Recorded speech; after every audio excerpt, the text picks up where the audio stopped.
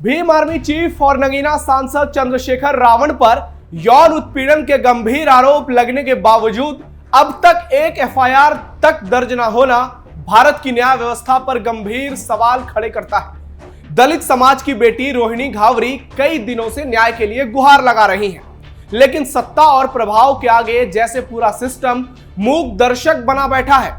हताशा की इस स्थिति में अब रोहिणी ने यूनाइटेड नेशंस के सामने भूख हड़ताल पर बैठने का ऐलान कर दिया है, जो न सिर्फ भारत की छवि को अंतर्राष्ट्रीय स्तर पर शर्मसार कर सकता है, बल्कि यह भी दर्शाता है कि एक आम नागरिक अपने ही देश में इंसाफ के लिए कितना लाचार हो चुका है। क्या चंद्रशेखर रावण इतने ताकतवर हो चुके हैं कि कानून भी उनकी चौखट पर झुक जाए? अब वक्त है कि न्याय के नाम पर चुप्पी तोड़ी जाए और दोषियों को कानून के कटघरे में खड़ा किया जाए। इसी बीच खबर आई कि चंद्रशेखर रावण ने रोहिणी घावरी को फोन किया और फोन पर बिलख बिलख कर रोए और कई बड़ी बातें कही है। नमस्कार, कैपिटल टीवी के स्पेशल शो थर्ड आई में आपका स्वागत है। मैं हूं नवेंदु शेखर झा। आज थर्ड आई में आपको बताएंगे कि रोहिणी के आखिरी अल्टीमेटम के बाद क्या दलितों के सो कॉल्ड मसीहा रावण पर, चंद्रशेखर पर कोई बड़ी कार्रवाई होगी? क्या एक दलित समाज की बेटी वाल्मीकि समाज की बेटी को न्याय मिल पाएगा? और रोहिणी चंद्रशेखर के बीच फोन पर क्या बातचीत हुई, इसका भी खुलासा करेंगे। रोहिणी घावरी ने दी आखिरी चेतावनी, फोन कॉल पर रोने लगे चंद्रशेखर रावण। दलित समाज की बेटी को मिलेगा न्याय, अब आर या पार, बहुत हो गया इंतजार। सबसे पहले आपको बताते हैं कि रोहिणी घावरी का आखिरी अल्टीमेटम क्या है, जिससे लेकर उन्होंने सोशल मीडिया साइट एक्स पर बड़ा ट्वीट लिख डाला। रोहिणी ने साफ साफ कहा है, नमस्ते दिल्ली पुलिस, राष्ट्रीय महिला आयोग, एक हफ्ते से ज्यादा हो गया कंप्लेंट किए हुए, लेकिन अब तक कोई रिप्लाई नहीं आया। आखिर एफआईआर कब होगी? अगर एक हफ्ते में इस केस में कोई सुनवाई नहीं हुई तो मुझे मजबूरन यूनाइटेड नेशंस के सामने भूख हड़ताल पर बैठना पड़ेगा। अगर इंडिया में होती तो संसद के बाहर बैठती। मैं नहीं चाहती कि अपने देश का तमाशा बने। इंटरनेशनल मीडिया इस पर न्यूज बनाए कि भारत की बेटी की आवाज उसका देश ही नहीं सुन रहा। बड़ी मुश्किल से डिप्रेशन से निकल के इतनी हिम्मत की लड़ूं मैं अपने आत्मसम्मान के लिए, लेकिन आप लोग भी मुझे सिर्फ निराश कर रहे हो। मैं किसी नेता की कोई हेल्प नहीं लेना चाहती। मैं देखना चाहती हूं कि अपने देश में एक आम इंसान को न्याय के लिए किस तरह की कठिनाइयों का सामना करना पड़ता है। पिछले 5 साल स्विट्जरलैंड में मैंने कभी किसी नेता की मदद नहीं ली और सारे काम आसानी से हुए, और मैं वही अपने देश में भी देखना चाहती हूँ।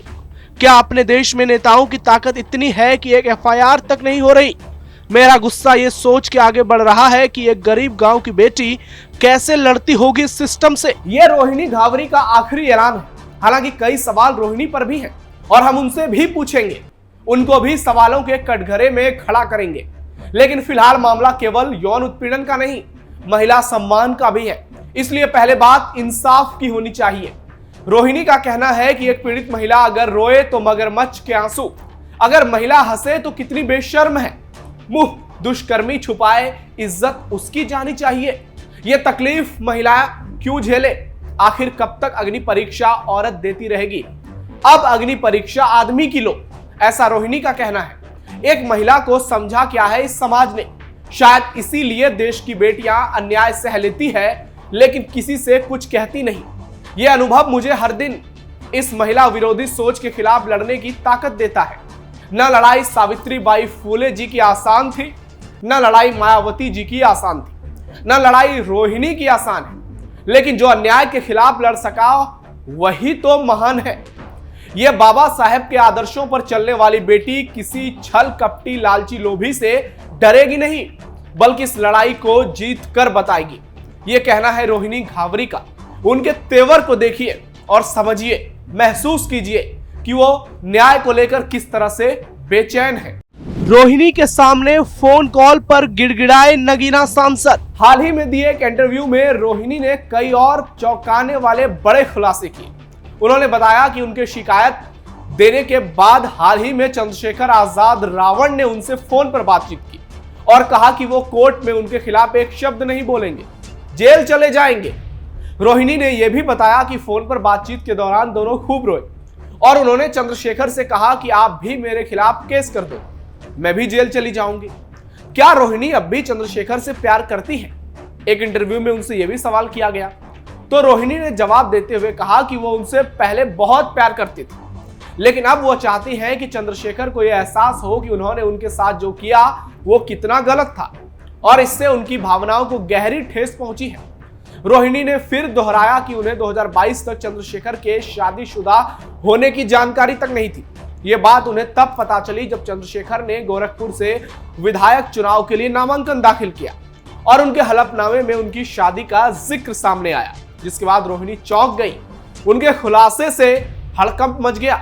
गोरखपुर चुनाव में हुआ था चंद्रशेखर रावण का पर्दाफाश। जब रोहिणी को चंद्रशेखर के शादीशुदा होने का पता चला तो उन्होंने रिश्ता तोड़ने की कोशिश की, लेकिन चंद्रशेखर ने उन्हें यह कहकर मना कर दिया कि वो उनकी सोलमेट यानी आत्मीय साथी है और दोनों मिलकर बहुजन समाज के लिए काम कर सकते हैं, जो काशीराम और मायावती भी नहीं कर सके। यह रोहिणी का दावा है। साथ ही उन्होंने यह भी आरोप लगाया कि चंद्रशेखर के खिलाफ आवाज उठाने के बाद से उन्हें लगातार सोशल मीडिया पर हमलों और बदनाम करने के आरोपों का सामना करना पड़ रहा है। रोहिणी घावरी क्यों नहीं आ रही है इंडिया? जब मामला गंभीर हो तो दोनों पक्षों की राय जरूर सुननी चाहिए, इसलिए हम रोहिणी घावरी से भी कुछ सवाल करना चाहते हैं। रोहिणी आखिर भारत क्यों नहीं आ रही? वो वहीं से बैठे क्यों खुलासे कर रही हैं? वो जिस तरह से भूख हड़ताल और यूएन के सामने धरने की बात कर रहे हैं, निश्चित तौर पर इससे भारत की छवि खराब होगी। इसलिए उन्हें भारत आकर ये लड़ाई लड़नी चाहिए, क्योंकि मामला बहुत गंभीर और संवेदनशील है। एक सांसद पर यौन उत्पीड़न के आरोप लगे हैं। ऐसे में रोहिणी ने अगर सीधी लड़ाई का ऐलान किया है तो उन्हें भारत आना चाहिए और फिर अपनी लड़ाई मजबूती से लड़नी चाहिए। स्विट्जरलैंड और यूरोप से अगर वो इसी तरह हर दिन कुछ न कुछ खुलासा करती रहेंगी तो जाहिर सी बात है कि मामले की गंभीरता धीरे धीरे कम होती जाएगी। हालांकि दूसरी ओर रोहिणी पर भी कई सवाल उठ रहे हैं। चंद्रशेखर के समर्थक उन पर हमले बोल रहे हैं, उनकी इज्जत पर सवाल उठाए जा रहे हैं, जबकि एक बड़ा तबका तो यह भी चाहता है कि रोहिणी भारत आकर ही नगीना सांसद और भीम आर्मी चीफ पर लगे तमाम आरोप साबित करके दिखाए। क्या चंद्रशेखर रावण पर होगी बड़ी कार्रवाई? हालांकि अभी तक इस मामले में एफआईआर भी दर्ज नहीं की गई है, जो सिस्टम पर तो सवाल उठाता ही है, साथ ही महिला सम्मान को लेकर भी लोगों के नजरिए की ओर इशारा करता है।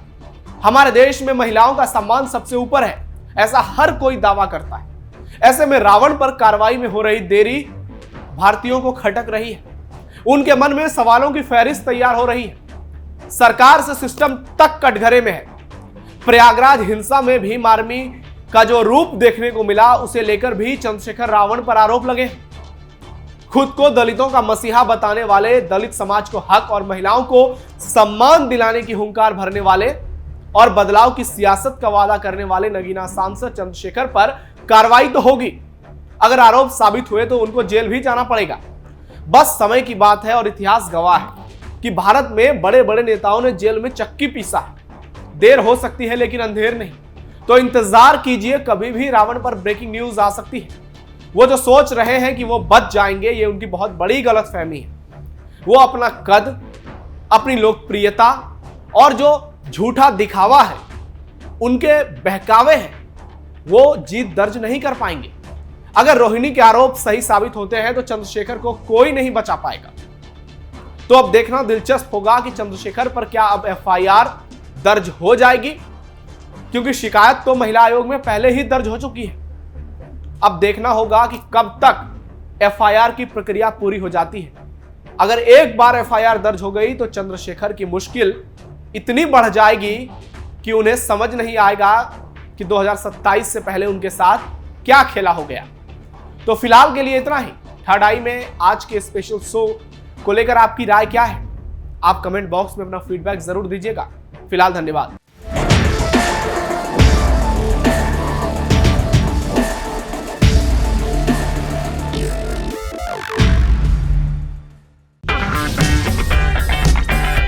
अगर आपको हमारा वीडियो पसंद आया हो तो इसे लाइक करें, हमारे चैनल को सब्सक्राइब करें और हाँ, बेल आइकन दबाना ना भूलें ताकि आप तक हमारे वीडियो की नोटिफिकेशन पहुंचती रहे।